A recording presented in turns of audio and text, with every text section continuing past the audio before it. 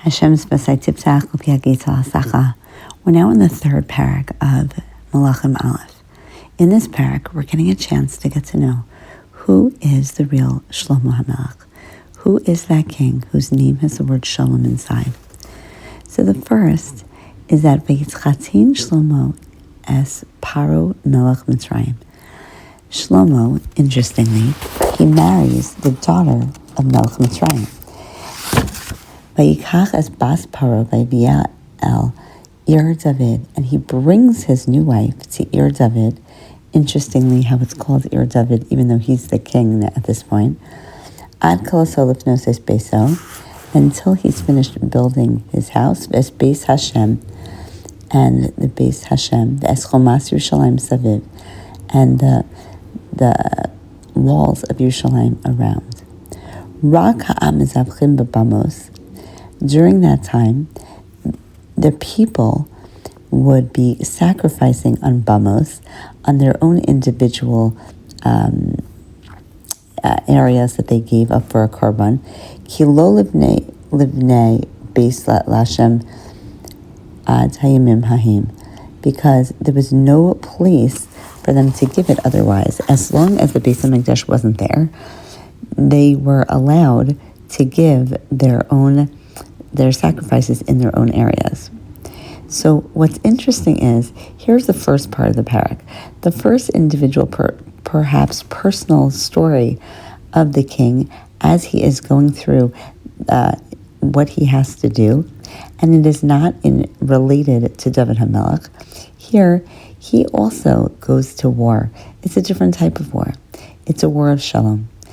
David HaMelech had to fight the wars, and he was a proactive fighter. Here, Shlomo HaMelech has to clear up that there's shalom, that there are no enemies. And so he marries Bas Paro as a strategic move. This move is not a move that perhaps we could fully appreciate because, oh my gosh, how could you marry the daughter of Paro? There are certain nations that are not supposed to be with us. Now, the Mefarshim say that he, just like Shimshon, and Yaakov Kamenetsky talks about, that he, obviously, he must have converted her, but it wasn't something that we would ever fully understand or accept, to the point where, what is he doing this for? Now, we can understand that his name is Shalom. He's all about peace, and he doesn't have the methodology of war as David HaMelech had in his arsenal of tools of what to do. So he's using a different methodology, and that is the one of a peaceful domination, perhaps, over the other nations, and that is the form of a marriage. Historically speaking, that is something that has been done for time immemorial, that marriage is an agreement of sorts, and that exactly is what he is doing. Now, one might say, well, that wasn't a very good thing to do, but look at the next pasuk. The pasuk right after that is, Vayahav Shlomo es Hashem. Shlomo loves Hashem. Lalecha b'chukos David, and he wants to follow in the ways of David. Rak b'mamos hu misbach umaktir. And what does he do? He only gives on the bamos. So, because as long as there was no Beis HaMikdash, that is where he could give. Now, the korbanos, Vayilach HaMelech Givona Lizboach Sham Kihi HaBama HaGdolah. So where was the greatest bama? That was the one in Givon. And so that's where he goes. Again, is this someone who would be going against Hashem to marry Paro's daughter? And yet he loves Hashem. He wants to go to the greatest of the bamos to give a mizbeach because there is no Beis HaMikdash. It wouldn't make any sense. So in fact, it must be that he was doing it for the right reasons. The next story, Begivon Nireh Hashem el Shlomo b'chalom. So now, you really want proof? Here's the third part, and that is that Shlomo HaMelech goes to sleep in Givon, and in Givon, he has a dream. a dream. Some say it was a nevuah, some say it was Ruach HaKodesh, but in fact Hashem appears to Shlomo. Vayomer Sha'al ma'etin lach, what can I give you? Great dream. We all dream of having such an opportunity one day. Wow. Vayomer Shlomo, Ata asita im avdecha David abdi chesed gadol. You've only done great things for my father.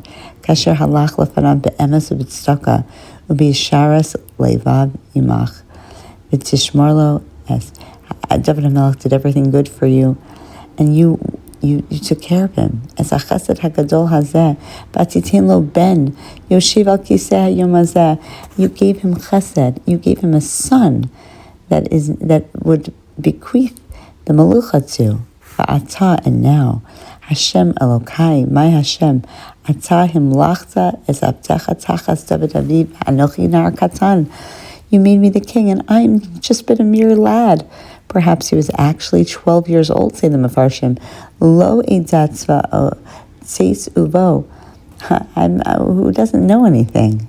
Ba'abtecha betoch amecha asher bacharta. And you put me in this nation, I'm Rav. Asher lo yimneh v'lo yisaper mirov. So I am the king. I'm a king who doesn't have, I don't know anything. And I'm here with a nation that is so great. So,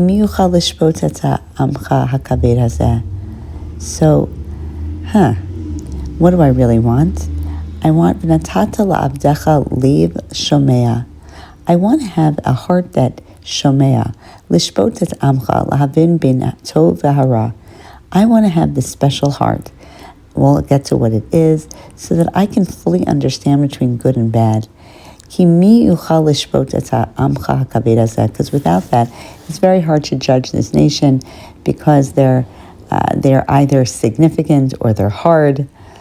And so he's asking for this thing called a lev shomea. What is a lev shomea? Well, let's see what Hashem gives him. Vayitzav hadavar b'nei Hashem, ki sha'al Shlomo es hadavar hazeh. Something that he asked for was very pleasing to Hashem's in Hashem's eyes. Vayomer Elokim elav, Ya'an asher sha'alta et hadavar hazeh. Because you asked for this very important thing. V'lo sha'alta lecha yamim rabim, v'lo sha'alta lecha usher, v'lo sha'alta nefesh ovav, v'sha'alta lecha ahavin lishma mishpat. So what did you, because you asked for this special thing, you didn't ask the way that standard people would ask. You didn't ask for long life, for so much money, for fighting a success against your enemy, but you actually asked L'chal hevin l'shmoa mishpat. You asked to understand mishpat. And so as a result, I'm going to give you lev chacham v'navon. You asked for a lev shomea, I'm going to give you a lev chacham v'navon, asher kamocha lo haya, like there was never before. And b'acharecha lo yakum kamocha, and there'll never be again. Gam asher lo sha'alta, and all the things that you didn't ask me for, I'm going to give it to you. I'm going to give you wealth and kavod and everything that someone could possibly have, like no other king will ever have. All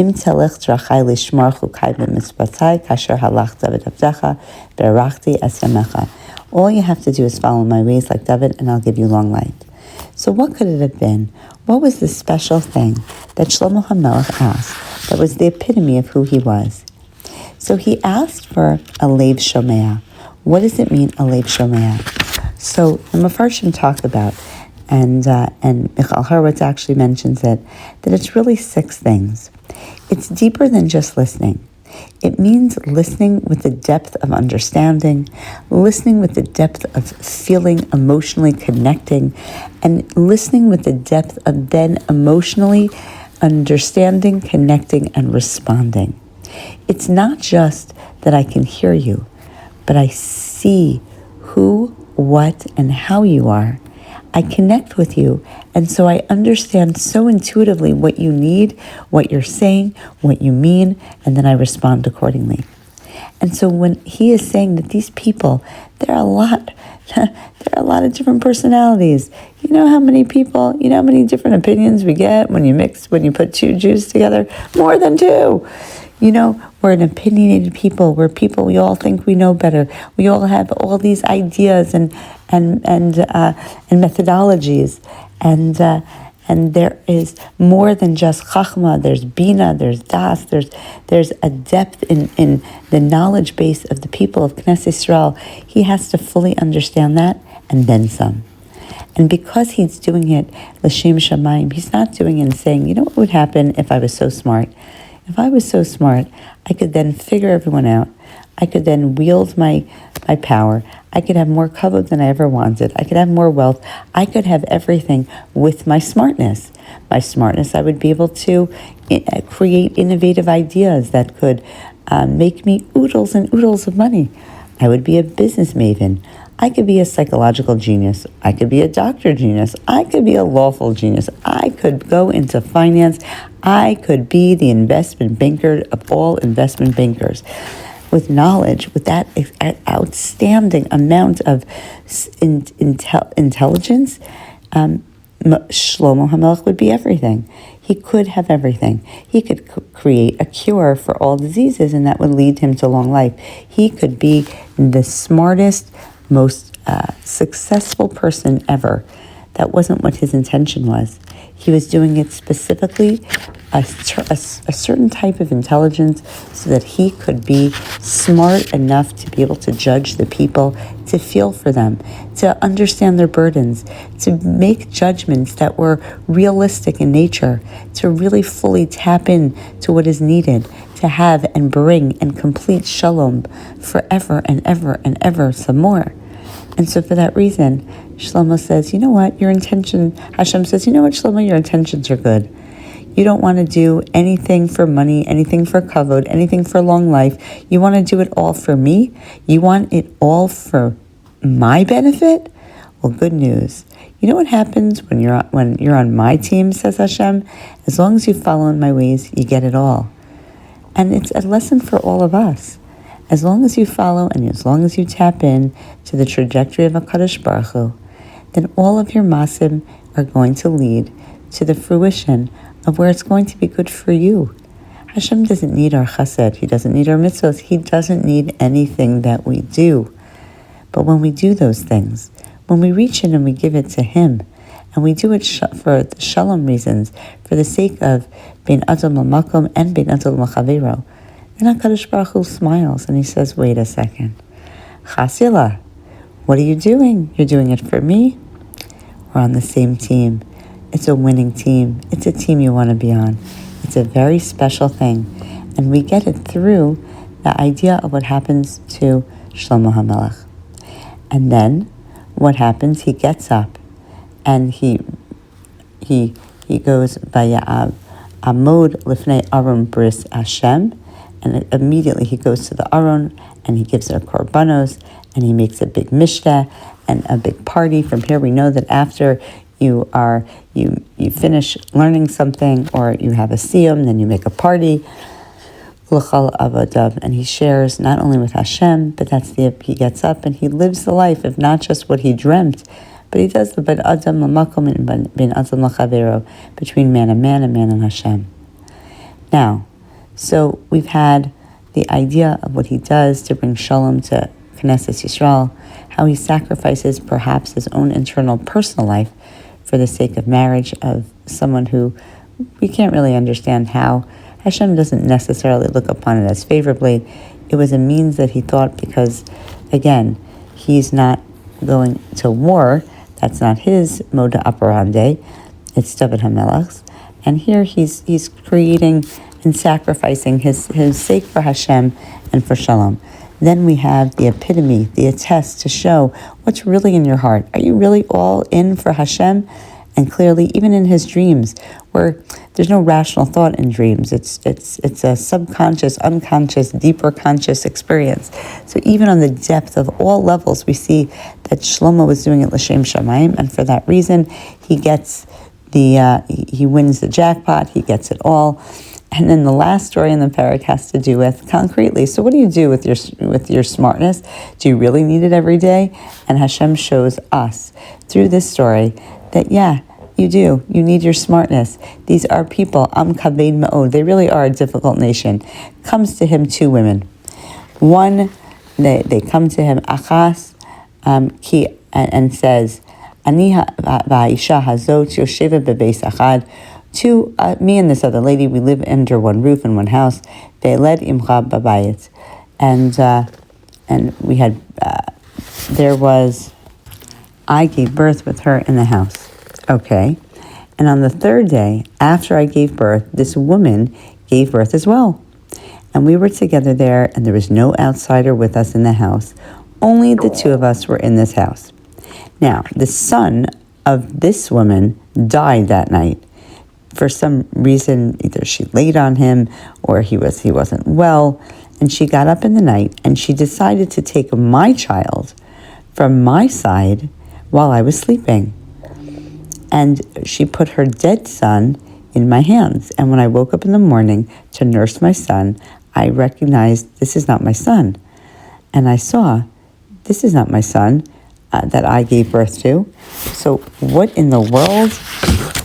But the other woman said, yes, it is. This is my son. Mine is the live one. Yours is the dead one. But this isn't so, because I know that this is not my son, that's her son. And so they went on speaking before the king.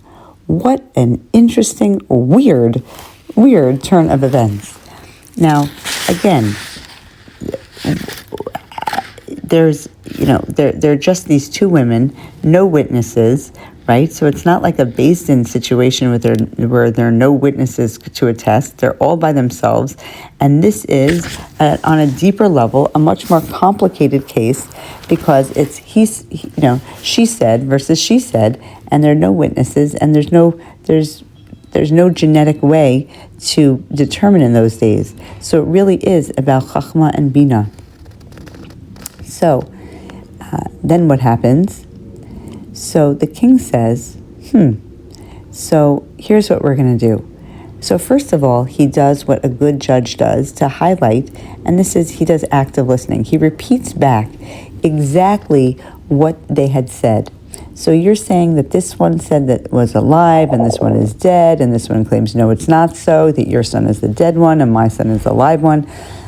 Interesting. So what does he say? He says, get for me a sword. A sword. So now we're dealing with Chu li charev. So he doesn't say what he's going to do with the sword. Chalila would he actually go through with killing, but he uses the fear tactic, and the fear tactic is, bring me a sword, vayavo charev l'fnei hamelach, and they take the charev in front of the king. And the Melech says, okay, so here's what we're going to do. Cut the living child in two and give half to one and half to the other. That makes absolutely no sense. But that he's not speaking on a rational level. He's speaking on a fundamentally understanding the language of this absolutely not in reality woman. This woman who has stolen the baby is not in reality. She's psychologically impaired. And so he's speaking on her language because that would make sense on her language. And so one of them is going to understand that language and be okay with it. And the other one, who is in complete rational thought, who completely understands that you don't steal somebody's baby, says, no, you can't do that. Give it to her. Give it to her. I don't. No. Just don't kill the baby. And so, for that reason, again, it's so smart because he spoke to the irrational, she understood, and the rational did not understand this language, and so he was able to deduce who is really in the right and who really is the mother. And as a result, we have the idea that the one who said, definitely not mine and not yours,